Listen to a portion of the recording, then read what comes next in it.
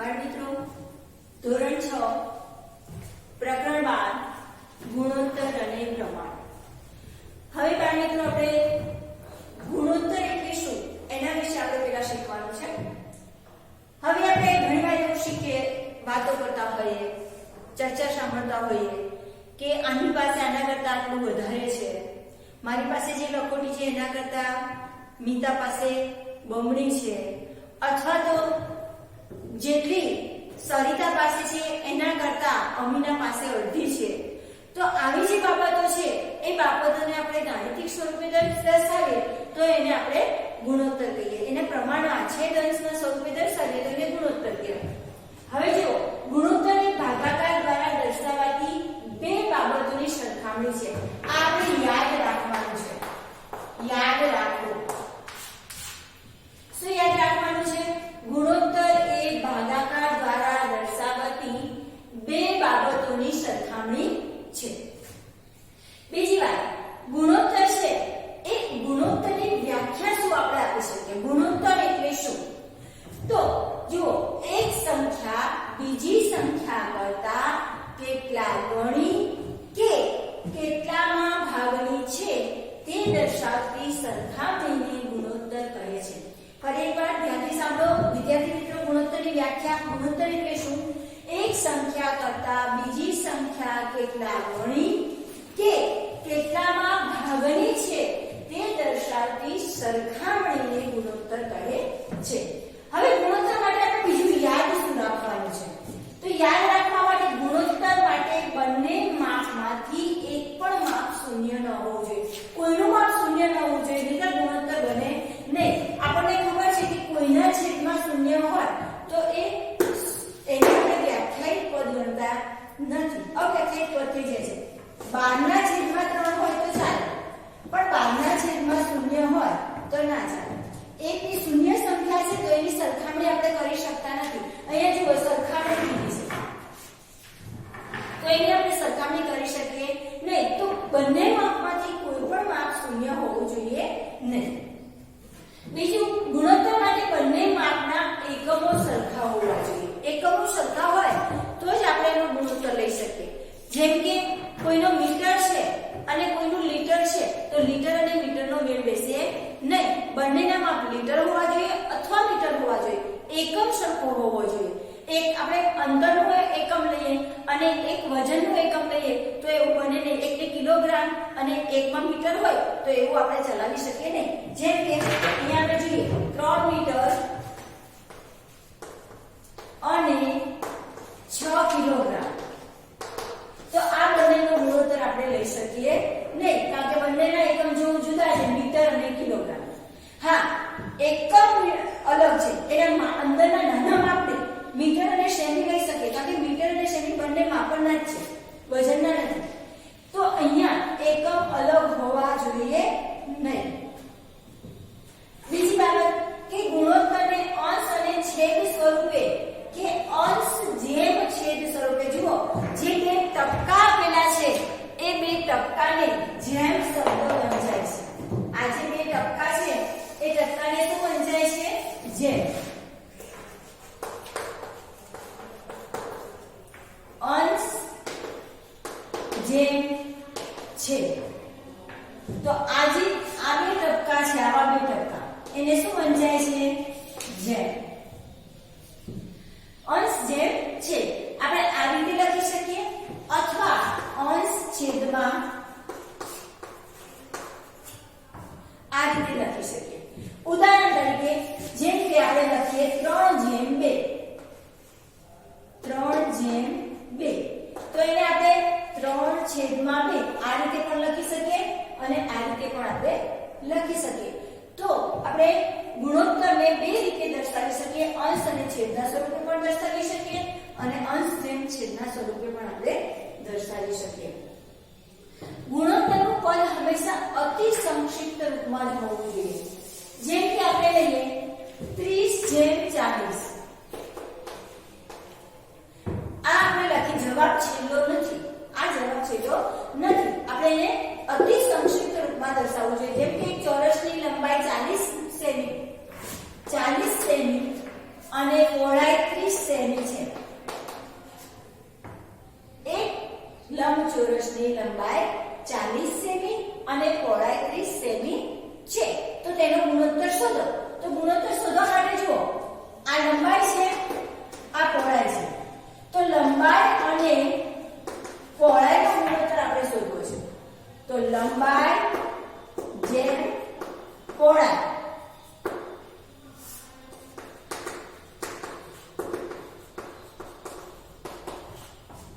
લંબાઈ જેમ પહોળાઈ. તો અહીંયા આપણે શું લઈશું? લંબાઈ કેટલી છે? 40 અને પહોળાઈ કેટલી છે? 30. બરાબર. હવે એને આપણે અંશ અને છેદમાં સ્વરૂપે લઈએ. 30. હવે આ જવાબ છેલ્લો નથી. હવે એને અતિ સંક્ષિપ્ત રૂપમાં લઈશું. 10 ચોક 40 ને 10 કરી 30. અથવા આપણે એક શૂન્ય પણ ઉડાડી શકીએ. તો આનો 4/3 આ ગુણોત્તર થાય અથવા 4/3 આ ગુણોત્તર. આ બંને રીતે લખેલા જવાબ સાચા. આ રીતે પણ લખી શકાય, આ રીતે પણ લખી શકાય. તો ગુણોત્તરને અંશ અને છેદ સ્વરૂપે અથવા તો અંશ જેમ છેદ સ્વરૂપે આપણે દર્શાવી શકીએ છીએ. હવે જુઓ, ગુણોત્તરનું પદ હંમેશા અતિ સંક્ષિપ્ત રૂપમાં જ દર્શાવાય છે. એ આપણે જોઈ લીધું. હવે ગુણોત્તરને કોઈ એકમ હોતો નથી. એકમ એટલે શું? પહેલાનો આપણે એ સમજી લઈએ. આપણે આગળ માપન ચેપ્ટરમાં માપનમાં આપણે શીખ્યા કે ચોરસ સેમી, 430 ચોરસ સેમી અથવા 430 સેમી સ્ક્વેર. આવું આપણે એકમ પાછળ, આને એકમ કહેવાય. શું કહેવાય? એકમ. તો આવો એકમ અહીંયા દર્શાવવામાં, જવાબમાં દર્શાવવામાં આવતો નથી. એને એકલો જ લખાય છે, એની સાથે કોઈ એકમ દર્શાવવામાં આવતો નથી. હવે ગુણોત્તર દર્શાવતી વખતે હંમેશા પહેલી સંખ્યા અંશમાં અને બીજી સંખ્યા છેદમાં હોય. પહેલી સંખ્યા અંશમાં અને બીજી સંખ્યા છેદમાં હોય. હવે પહેલી અને બીજી સંખ્યા કઈ રીતે? જુઓ, અહીંયા આપણે એમ કહીએ, હમણાં જ આપણે વાત કરીએ કે લંબાઈ 40 અને પહોળાઈ 30. આવું આપણે ઉદાહરણ લીધું. તો પહેલી આપણે અહીંયા જુઓ, અહીંયા આપણે જવાબ પ્રશ્ન આપણે એવું પૂછ્યો છે કે લંબાઈ અને પહોળાઈ નો ગુણોત્તર શોધો. અહીંયા પહેલી સંખ્યા કઈ આપી છે? લંબાઈ. પહેલી લંબાઈ આપી છે, તો પહેલી લંબાઈ નાખવાની. તો લંબાઈ કેટલી છે? 40. પહોળાઈ 30. તો 40/30 મૂકવાનું. તો પહેલી સંખ્યા લંબાઈ, બીજી સંખ્યા પહોળાઈ. પણ તમને એમ આપ્યું હોય કે પહોળાઈ અને લંબાઈ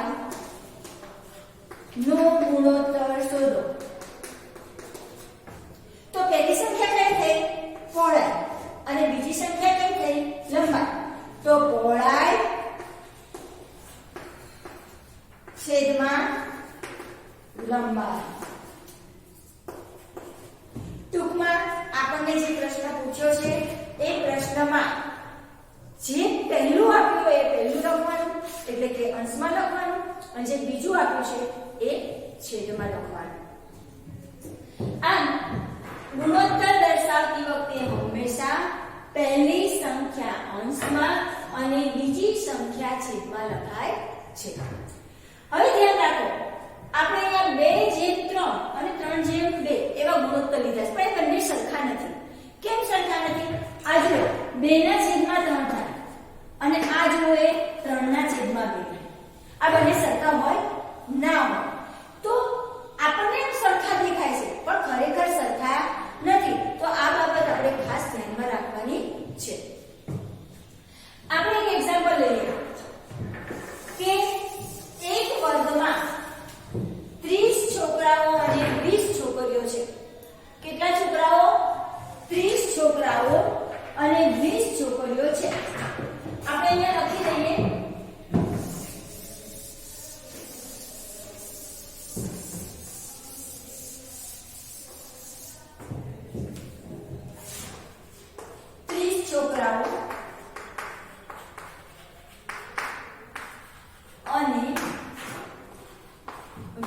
છોકરીઓ.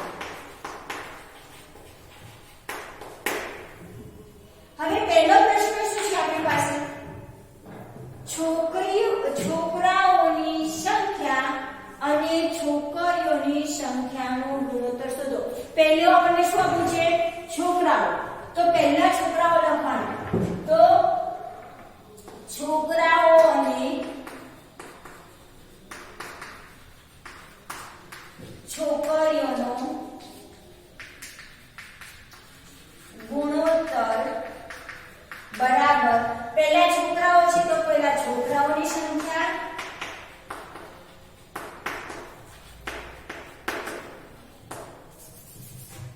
છેદમાં છોકરીઓની સંખ્યા.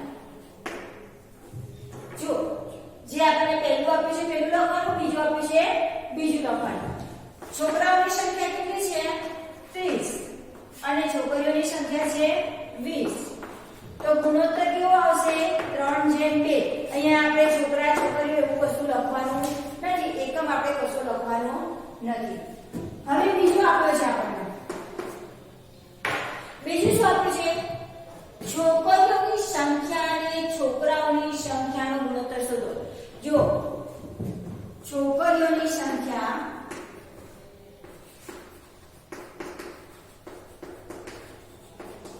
અને છોકરાઓની સંખ્યા નો ગુણોત્તર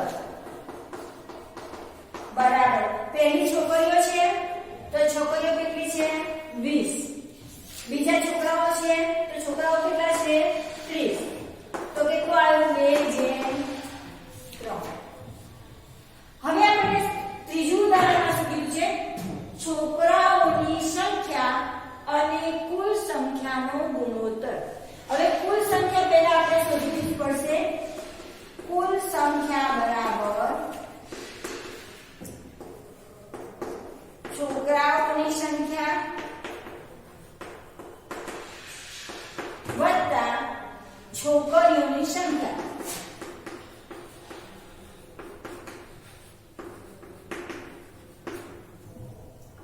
તો જુઓ, છોકરાઓની સંખ્યા કેટલી છે? 30.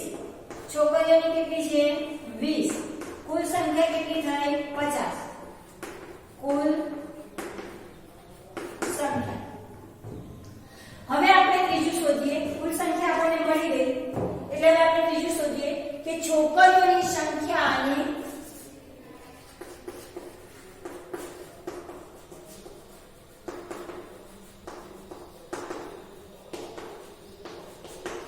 કુલ સંખ્યા નો ગુણોત્તર બરાબર. હવે જુઓ, છોકરીઓની સંખ્યા આપણને કેટલી છે? અહીંયા પહેલા છોકરીઓ આપી છે ને, છોકરીઓની સંખ્યા. તો છોકરીઓની સંખ્યા કેટલી છે? 20. તો પહેલા એ લખશું છોકરીઓની સંખ્યા છેદમાં કુલ સંખ્યા. આ લખી દીધું. હવે છોકરીઓની સંખ્યા કેટલી છે? 20. કુલ સંખ્યા કેટલી છે?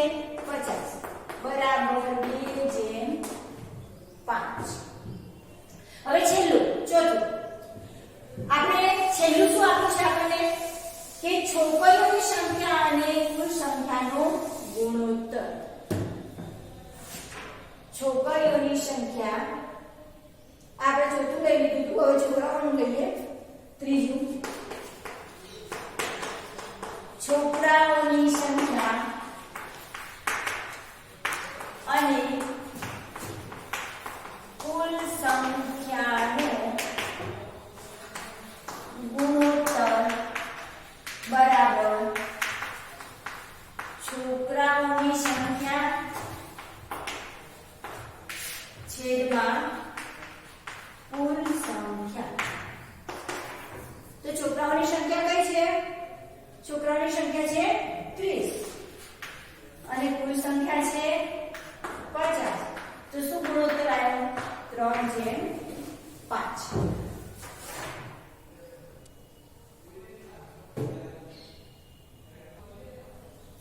આપણે બાળ મિત્રો જે ગુણોત્તર જોયો સરખા પણ એનું માપ એક જ જેવું હોય, નાનું મોટું માપ નહીં. પણ જો નાનું મોટું માપ હોય તો એનો ગુણોત્તર કેવી રીતે શોધાય? આપણે સ્વાધ્યાય 12 માટે એના દાખલા નંબર 7 જોઈએ. એમાં નીચેના ગુણોત્તર શોધો એવું આપણને આપેલું છે. તો જુઓ 30 મિનિટ અને 1.5 કલાક. હવે અહીંયા જુઓ, અહીંયા મિનિટ આપી છે, અહીંયા કેવું આપ્યું છે? કલાક. મિનિટ અને કલાક. તો આપણને ખબર છે 60 મિનિટ બરાબર 1 કલાક. તો હવે અહીંયા 1.5 કલાક છે. તો આ 1 કલાક એટલે 60 મિનિટ અને 0.5 એટલે 50 મિનિટ થઈ. તો વત્તા 50. તો કેટલી મિનિટ થઈ? 110 મિનિટ. હવે આપણે મિનિટમાં છે, આ પણ મિનિટમાં છે. હવે એનો આપણે ગુણોત્તર કરી શકીશું. તો જુઓ 30 મિનિટ છેદમાં 110 મિનિટ. તો આનો ગુણોત્તર શું આવે? 3:11. તો અહીંયા આપણે કલાક અને મિનિટમાં ફેરવી અને એ રીતનો ગુણોત્તર કર્યો.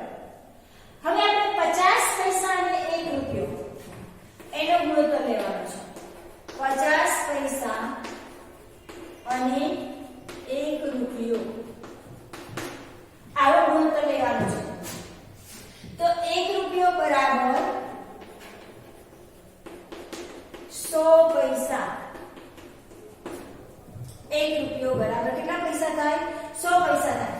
માટે 50/100. 5×10. હવે જ્યારે અહીંયા ઉપર આપણે છેદ ઉડાડીને ઉપર કશું નથી તો 1 હોય તો 1/2 અથવા 1/2. આ રીતે આપણે ગુણોત્તર લખી શકીએ. હવે ત્રીજું લઈએ 500 મિલીલીટર અને 2 લીટર. 1 લીટર બરાબર 1000 મિલીલીટર. 1 લીટર બરાબર 1000 મિલીલીટર. તો 2 લીટર બરાબર 2000 મિલીલીટર. આવું આપણે એકમમાં રૂપાંતર કરવું પડે, નાના એકમમાં રૂપાંતર કરવું પડે. તો હવે જુઓ અહીંયા 500 મિલીલીટર છે અને 2 લીટરનું આપણે 2000 મિલીલીટર કર્યું. માટે 500 લીટર છેદમાં 2000 લીટર. 5×20 1/4. તો 1/4 આવે. હવે આપણે ચોથો દાખલો લઈએ. ચોથો દાખલામાં આપણે છે ત્રીજો દાખલો લઈએ. આ ચોથો આપણે લઈ લીધો. ત્રીજો લઈએ. શું આપ્યું છે? 40 સેમી અને 40 સેમી ઉપર નહીં આવે. 40 સેમી અને 1.5 મીટર. તો 1 મીટર બરાબર 100 સેમી. હવે 0.5 છે એટલે 50 એટલે આમાં 50 સેમી આપણે ઉમેરવાના. કેમ? કારણ કે આમાં પાછળ 5 આપેલા છે. 5 એટલે 50 થયા. તો કેટલા થશે? 150 સેમી. હવે એને આપણે લઈ લઈએ કે 40/150. તો 40/150. હવે આના છેદ ઉડે નથી હોતા. જો છેદ ના ઉડે તો એને અતિ સંક્ષિપ્ત રૂપ કહેવાય. અતિ સંક્ષિપ્ત રૂપ જ મળી ગયું. માટે એનું પ્રમાણ થશે 4/15. તો બાળકો આપણે જ્યારે આપણને આવી રીતે એકમ સરખા છે પણ નાનું મોટું માપ છે તો નાનું મોટું માપને કારણે આપણે એને નાના માપમાં અથવા મોટા માપમાં પરિવર્તન કરી અને આવી રીતે આપણે શોધવાનું થાય. હવે આપણે એના પછીનો દાખલો લઈએ. 15મો દાખલો લઈએ.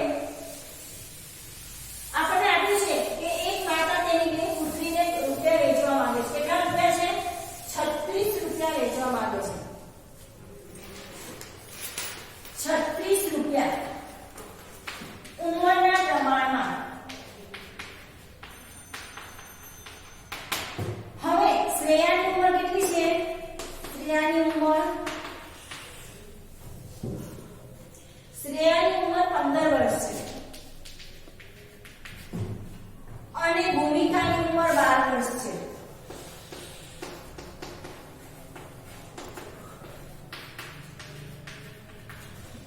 તો પહેલા આપણે એનો ગુણોત્તર શોધીશું. તો ગુણોત્તર બરાબર 15 વર્ષ છેદમાં 12 વર્ષ. તો આપણને ગુણોત્તર કેટલો મળશે? 3 × 15 3 × 12 5/4. વિદ્યાર્થી મિત્રો યાદ રાખો, જ્યારે પ્રમાણમાં ગુણોત્તરમાં આપણે કોઈ વસ્તુની વેચણી કરવાની હોય તો આપણે કુલ ગુણોત્તર મેળવવો પડે. તો કુલ ગુણોત્તર કેટલો થશે? કુલ એનો ભાગ કેટલો થશે? કુલ બરાબર 5 + 4 બરાબર કુલ ભાગ કેટલા છે? 9. હવે આપણે જ્યારે એને રૂપિયાની વેચણી કરવાની છે તો આવી રીતે કરીશું. જુઓ,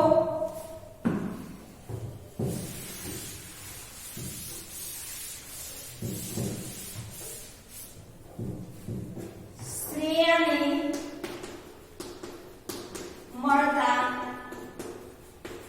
રૂપિયા બરાબર, હવે જો શ્રેયાને મળતા રૂપિયા બરાબર કેટલો ગુણોત્તર થશે? જે ગુણોત્તર છે એના છેદમાં કુલ ગુણોત્તર. તો 5/9 × 36. આપણે એના જે ભાગ છે એ ભાગની નીચે કુલ ભાગ મૂકવાનો અને ગુણ્યા જેટલી રકમ વેચવાની છે એ રકમ મૂકવાની. તો 9 × 36 5 20 રૂપિયા શ્રેયાને મળે. હવે ભૂમિકાને મળતી રકમ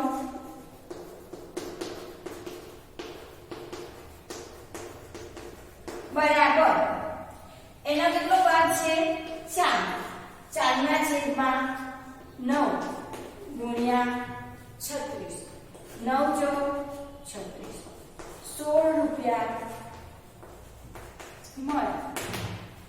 આમ આપણને કોઈ પણ વસ્તુની વેચણી ગુણોત્તરના આધારે કીધી હોય તો એનો બંનેના ગુણોત્તરનો કે 3 હોય તો 3 ના ગુણોત્તરનો જેટલા ગુણોત્તર આપણે બધાનો સરવાળો કરવાનો, એ સરવાળો છેદમાં મૂકવાનો અને જેનો ભાગ ગુણોત્તર આપણે ઉપર મૂકવાનો અને છેદમાં કુલ મૂકવાના અને ગુણ્યા આપણે રકમ મૂકવાની અને પછી એ પ્રમાણે આપણે ભાગ વેચી શકીએ. તો આ રીતે આપણે દાખલો કરી શકીએ. હવે દાખલા નંબર 16. પિતાની હાલની ઉંમર 43 વર્ષ છે. પિતાની ઉંમર 42 વર્ષ અને પુત્રની ઉંમર કેટલી છે? 14 વર્ષ.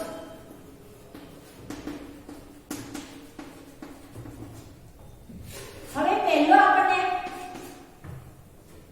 માંગ્યું છે કે પિતાની હાલની ઉંમર અને પુત્રની હાલની ઉંમરનો ગુણોત્તર શોધવાનો છે.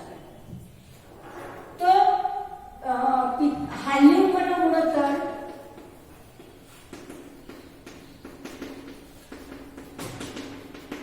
બરાબર પિતાની હાલની ઉંમર અને પુત્રની. પિતાની હાલની ઉંમર કેટલી છે? સૌથી પહેલા પિતાની ઉંમર કીધી છે તો પિતાની ઉંમર લેવાની. પિતાની ઉંમર છેદમાં પુત્રની ઉંમર બરાબર પિતાની ઉંમર છે 42 વર્ષ છેદમાં 14. હવે 14 તરી 42. અહીંયા કશું નથી એટલે 1 આવે તો 3/1. હવે બીજું, જો પુત્રની ઉંમર 12 વર્ષનો હોય, પુત્ર 12 વર્ષનો હોય તો પિતાની ઉંમર અને પુત્રની ઉંમરનો ગુણોત્તર. હવે પુત્ર 12 વર્ષનો છે તો પુત્ર 14 વર્ષનો હોય તો પિતા કેટલા વર્ષના હોય? પિતા 43 વર્ષના હોય. માટે પુત્ર કેટલા વર્ષનો છે? 12 વર્ષનો. પુત્ર 12 વર્ષનો હોય તો પિતા કેટલા વર્ષના હોય? આપણે આ રીતે ત્રિરાશિ મૂકીશું. તો 12 ગુણ્યા 42 છેદમાં 14. 36 36 વર્ષના હોય, પિતા કેટલી ઉંમરના હોય? 36 વર્ષના હોય. હવે આપણે ગુણોત્તર કીધો છે. ગુણોત્તર લેવાનો છે કોનો? પિતા અને પુત્રનો. તો ગુણોત્તર બરાબર પિતાની ઉંમર કેટલી છે? 36 વર્ષ છેદમાં 12 વર્ષ. જો પુત્ર 12 વર્ષનો છે ને પિતા 36 વર્ષના છે તો એ લેવાના, 14 વર્ષ નહીં લેવાના. 12 × 36 એનો ગુણોત્તર કેટલો આવ્યો? 3:1. હવે 10 વર્ષ પછી હાલ કેટલી ઉંમર છે? હાલ 43 વર્ષ પિતા. પુત્ર કેટલા છે? 14 વર્ષ. 10 વર્ષ પછી એટલે આમાં 10 વર્ષ ઉમેરાશે પિતામાં તો પિતા કેટલા થશે? 52 વર્ષના. આમાં 10 વર્ષ પુત્રને પણ ઉમેરાશે, પુત્ર પણ મોટો થશે, 24 વર્ષ થશે. બરાબર? તો 10 વર્ષ પછી પિતા અને પુત્રની ઉંમરનો ગુણોત્તર શોધો. તો ગુણોત્તર બરાબર 52/24. હવે આને આપણે છેદ ઉડાડવાના છે.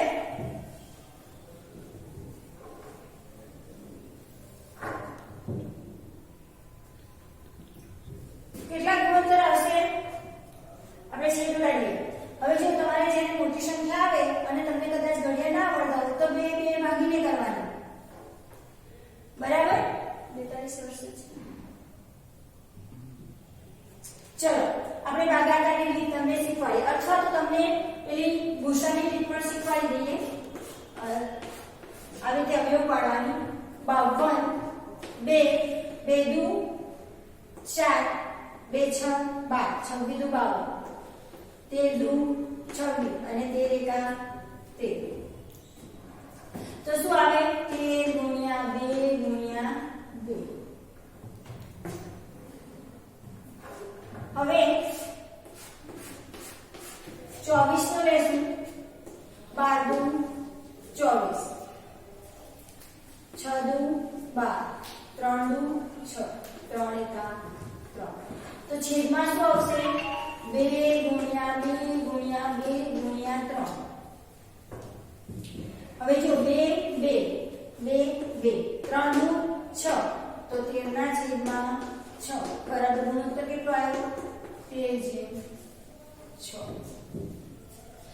તો આ રીતે આપણે 10 વર્ષ પછી કેવી રીતે ગુણોત્તર થાય એ આપણે શોધી શકીએ. હવે ત્યાર પછી શું કીધું છે? પિતા 30 વર્ષના હતા ત્યારે પુત્રની ઉંમરનો ગુણોત્તર શોધો.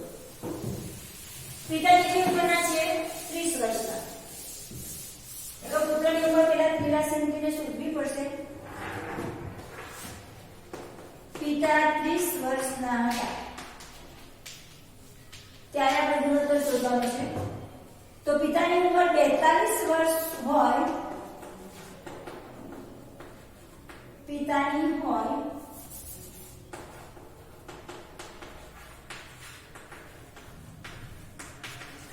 તો પુત્ર કેટલાનો છે? પુત્રની ઉંમર 14 વર્ષ. માટે જો પિતા 30 વર્ષના હોય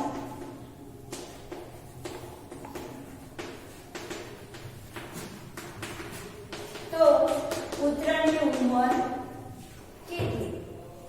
તો જો 30 × 14 છેદમાં 42. 14 × 42. 10 વર્ષનો પુત્ર હોય તો 42. હવે જુઓ 10 વર્ષનો છે અને પિતા 30 વર્ષના છે તો ગુણોત્તર બરાબર